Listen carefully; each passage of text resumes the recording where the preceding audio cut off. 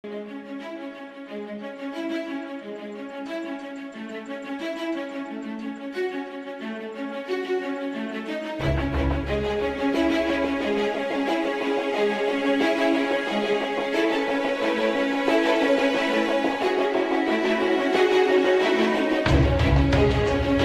socialismo para usted ahora, siglo XXI? Para mí, el comunismo, el que el propio Marx definió como comunista, como el comunismo.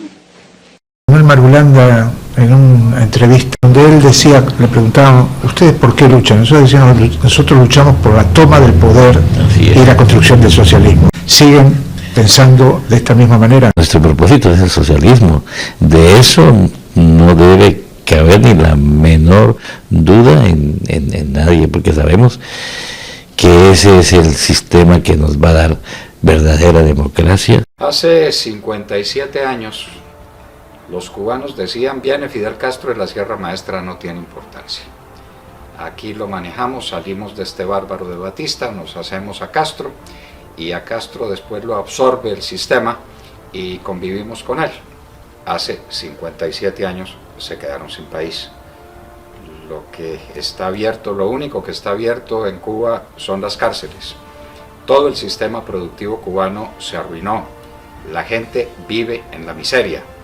Y han vivido lo que han podido vivir de regalo de la Unión Soviética, que les dio las millonadas de dólares que no ha repartido los Estados Unidos en toda América Latina, y han vivido últimamente de los regalos que les da el chavismo y el madurismo, es decir, han vivido de regalo, han sobrevivido de milagro.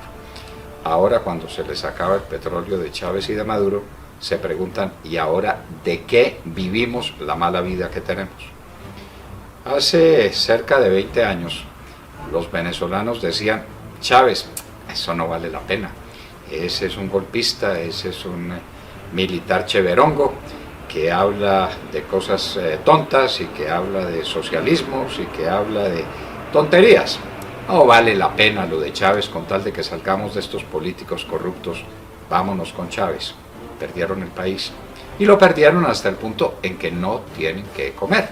Los colombianos vivimos de espaldas a la realidad de que nuestros hermanos venezolanos no tienen que comer. El proyecto de inflación para este año es del 700%. Les acaban de subir el salario 50%. Luego le queda un 650% a los venezolanos para que puedan comer. Pero tienen un problemita, y es que, siendo tan altos los precios, van a los supermercados y no encuentran las cosas, porque el aparato productivo lo arruinaron, porque el campo lo destruyeron, porque no tienen con qué importar alimentos, y eso en el país más rico de América y uno de los más ricos del mundo, que es Venezuela.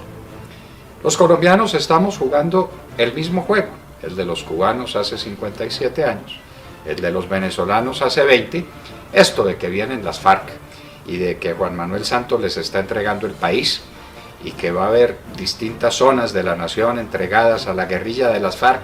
En fin, ahí vemos cómo nos vamos a batir. Los empresarios juegan el juego insensato que jugaron, por ejemplo, los empresarios con Hitler. Les parecía cheverongo Hitler porque les daba dinero a ganar, porque se apoyaba en ellos, y después pagaron con sangre, con dolor, con lágrimas el desvío que cometieron. Así son las cosas.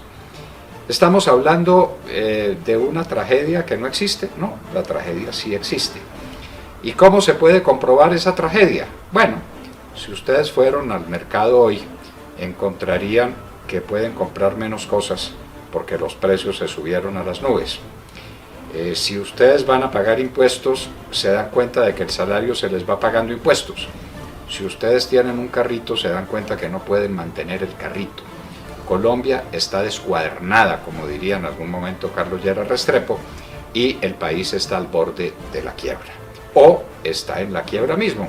Las empresas del país no valen nada. Por ahí dijo el presidente Santos, alias Juanpa, que no vendería Ecopetrol. Pues no va a vender Ecopetrol porque no hay quien se lo compre. Ecopetrol no vale un peso. Hace 5 años Ecopetrol tenía un valor de cerca de 210 billones de pesos. Hoy no vale nada. quebraron a Ecopetrol, regalaron a Isagen, el problema de Reficar es de unas dimensiones colosales, pero eso sí, estamos en condiciones de refinar un petróleo que no estamos produciendo. No sé si usted sabe, querido amigo, que el cálculo es que dentro de 5 años Colombia no tendrá una gota de petróleo, ni una. Habremos agotado todas las reservas en los próximos 5 años. ¿Esto es casualidad? ¿Puede ser un gobierno tan torpe como eso para producir estos resultados? ¿Para destruir la clase media? ¿Para destruir la clase productiva? ¿Para que la gente se encuentre con que no tiene que comer? ¿O esto es voluntario? Y ustedes se preguntarán cómo hay alguien tan loco, tan malo, que destruya un país a sabiendas. Sí, señores, los que quieren hacer de Colombia un país comunista están dando el primer paso indispensable para que un país sea comunista, y es que esté en la miseria. ¿Ustedes tienen noticia de un país rico que se haya vuelto comunista? ¿Ustedes tienen noticia de un país próspero y de un país seguro en sí mismo que se haya dejado manejar por una banda de truanes y de canallas? Eso no existe. La primera condición para tomarse un país es pauperizarlo. La pauperización es un término que no me estoy inventando. Es un término completamente caro a los comunistas, que saben que solo pauperizando las naciones las pueden dominar. La gente en la pobreza se prende de cualquier cosa, y un Estado que les tire una migaja de pan les da lo suficiente para comer. En eso andan todavía algunos venezolanos, diciendo, somos Maduro, porque Maduro nos da unas migajas de pan. Eso es lo que está pasando. La ruina, la quiebra de Colombia no es una casualidad. De lo que se ve venir, tenemos un ejemplo muy claro con lo ocurrido en Conejo, La Guajira, municipio de Fonseca. El gobierno de Juanpa, con la plata de ustedes, queridos amigos, se trajo unos bandidos que estaban en La Habana en un jet charter privado. ¿Ustedes han montado alguna vez en un jet privado? Estoy seguro que no. Ellos sí, estos asesinos, estos canallas, estos secuestradores de niños, montan en jet charter costeado por ustedes. Pasaron una noche en Valledupar, pero no en un cambuche, por supuesto. Lo pasaron en el Hotel Sonesta, por cuenta de ustedes. Al día siguiente, los esperaba un helicóptero, pagado por ustedes, que los llevó a Conejo, en La Guajira. Y oh sorpresa, a La Guajira llegan, no se sabe la cifra exacta, 200, 300, 500 guerrilleros, armados hasta los dientes, con cananas llenas de balas, con fusiles de última generación. Los fusiles malitos que tenían eran los Galil, robados a soldados asesinados por ellos. No hay otra forma posible de que un guerrillero tenga un Galil sino sobre la base de un soldado muerto. Muy bien, 200, 300 o 500. ¿Cómo se movilizan? ¿Cómo llegan 300 bandidos de esos armados con fusiles de última generación hasta un municipio de La Guajira que queda, un corregimiento de La Guajira que queda al pie de Fonseca? ¿Dónde está una de las unidades militares más importantes del país? La unidad Rondón. ¿Por qué no se movilizó? Porque tenía orden de violar la Constitución y la ley, porque tenía orden de quedarse en su sitio, porque tenía orden de entregarle la tierra colombiana a los bandidos. Pues ahí estuvieron. Se tuvieron que movilizar por la noche, la pasaron tranquilamente. Al día siguiente estuvieron todo el día en Conejo, oyendo unas arengas. ¿Dichas a quiénes? ¿A la gente del Conejo? No solamente. Trajeron buses, más de 30 buses se dice, de distintos lugares de la costa, con gente que venían a oír esas arengas. 30 buses no se movilizan fácilmente. Vaya, contrátelos y después me cuenta cómo es, y llénelos de gente, y dele a esa gente comida, y desayuno, y almuerzo. Háganlo por experimento. Pues llegaron al Conejo, oyeron a estos bandidos de las FARC echarles las arengas que quisieron, se tomaron la escuela. Asaltar una escuela con fusiles es un delito de lesa humanidad, de esos que no se perdonan según el Tratado de Roma. Pues eso hicieron. Como tenían hambre, llegaron a la finca de un vecino y le mataron 10 novillos. Pues no importa, 10 novillos, no son ustedes los dueños de los novillos. No nos duele el dueño de esa finca que fue de esa manera expoliado. Pasaron todo el día. Dueños y señores del pueblo. Dueños y señores de la situación. Al final, en carros muy lujosos, en 4x4, como se dice de esas camionetas, emprendieron el camino. ¿Con qué rumbo? Nadie sabe. ¿A qué distancia? Nadie sabe. Hay una cosa que sí sabemos, y es que el ejército tenía orden de abrirles paso. El ejército de Colombia, nuestro glorioso ejército, comprometido en un acto de violación a la ley y a la Constitución, porque los despejes están absolutamente prohibidos y porque la orden de los militares es atacar a bandidos armados donde quieran que los vean. Así pues, que en Conejo se dieron todas estas circunstancias, concentraciones inmensas de gente, los bandidos de las FARC hablándole a una población atónita que veía ante sus ojos que eso no era de ellos, que la tierra de ellos era de los guerrilleros, que les estaban advirtiendo: de aquí en adelante ustedes son de nosotros. ¿Pasó eso solamente en el Conejo? No, pasó en 5 lugares distintos del país: en el Caquetá, en Putumayo, en el Meta. Solo que en Conejo los pillaron. Y una vez que los pillaron, salió Juanpa Santos, el presidente, que tenemos por desgracia, a decir: las FARC abusaron de nuestra credulidad. ¿Sí? ¿Quién los trajo en jet? ¿Sí? ¿Quién los albergó en un hotel de 5 estrellas? ¿Sí? ¿Quién se los llevó en helicóptero? ¿Sí? ¿Quién los tuvo días perdidos sin que nadie sepa dónde más estuvieron? ¿Dónde más cometieron atropellos?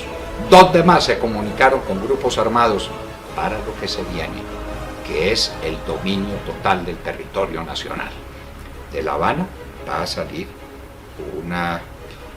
un acuerdo, dice, una convención, donde les van a entregar un número de territorios que nadie sabe cuánto es. A juzgar por los que van a venir a verificar el proceso, son por lo menos 18 lugares del país. No son 18 conejos, son mucho más grandes que esos 18 conejos. Nadie los quiere recibir. Ya dijeron los del Casanare que no los reciben. Ya los de Antioquia están en pie de lucha. ¿Quién quiere recibir a esos bandidos, a esos asesinos? Nadie. Santos está hablando de una guerra que no existe, cuando teníamos plena seguridad en los últimos días del gobierno de Uribe, y a lo largo prácticamente de los 8 años del gobierno de Uribe, nos están armando una guerra que calculan ellos que van a ganar, inclusive con la ayuda de nuestro ejército. Ellos calculan que nuestro ejército se va a unir a los bandidos. Lo que sigue, señores, es la esclavitud, la pobreza y el hambre.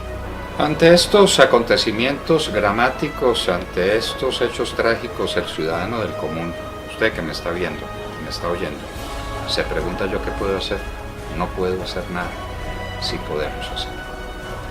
Si aquí se descubre que hay una fuerza nacional, si aquí se descubre que hay un país que no se quiere entregar, las cosas van a cambiar.